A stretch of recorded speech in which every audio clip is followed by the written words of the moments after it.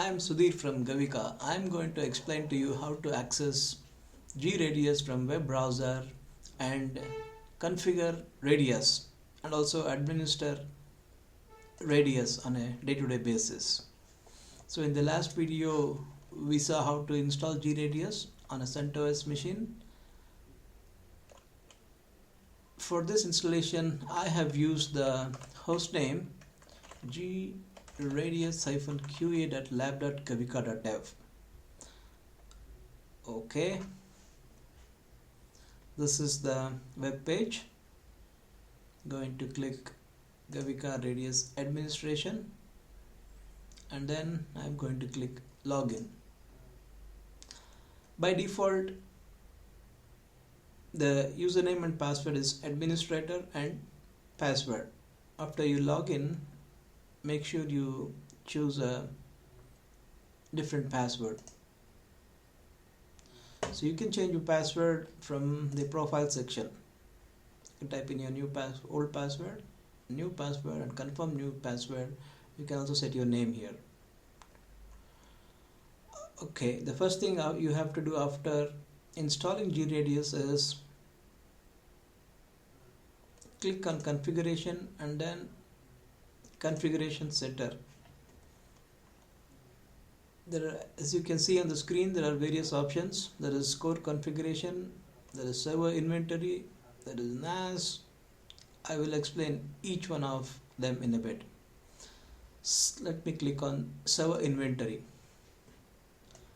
So you can install GRadius in various topologies. The Radius server can be installed and configured on the same server as GRadius web interface, or it could be on a different server.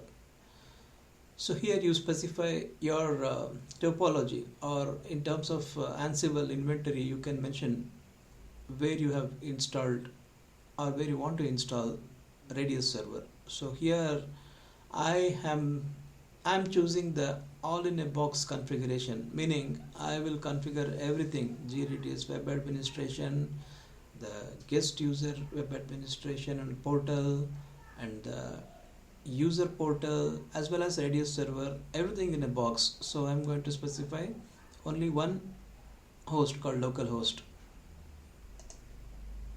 That's the first thing that you have to do, and then you have to configure your NAS device. Here in this context, NAS means network access server. In other words, this is a Radius client typically found on Wi-Fi access points. So I'm going to specify my NAS. I'm going to call it test NAS, and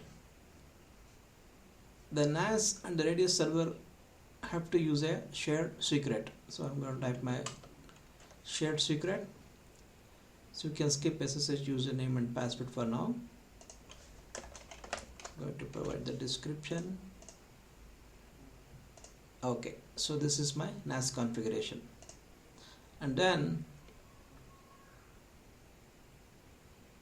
I am going to go back to configuration center and then core configuration.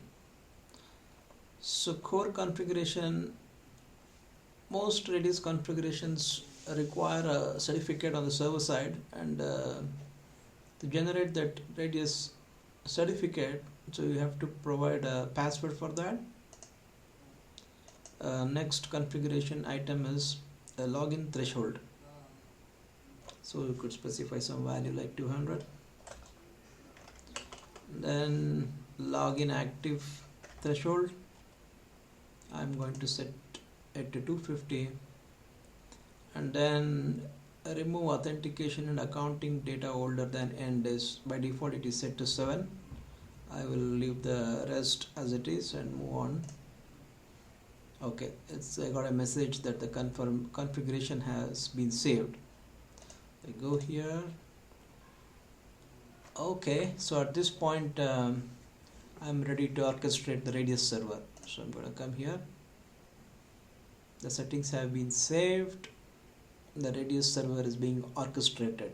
So it takes a while to orchestrate the Radius server.